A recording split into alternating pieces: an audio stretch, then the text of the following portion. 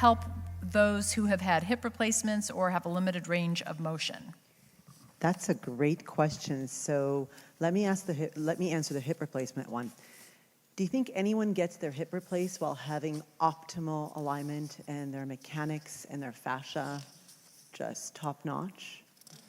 No, right? No one ends up with that surgery while everything is going fine. So it's actually extremely important, and we work with this, to come and see, Dr. Rob and Dr. Soar for some regenerative stuff and to realign your fascia so you simply have better success.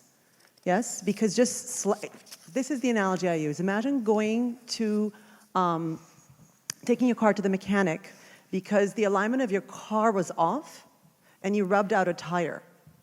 Well, yeah, you're going to want to replace that tire, right? But can you imagine slapping on a new tire, which is the equivalent of a hip replacement, and leaving the alignment like that and walking out the door? Right? So, yes, you want your fascia to work, and it's going to also prevent issues that might be caused just from the surgery, from the recovery from the surgery.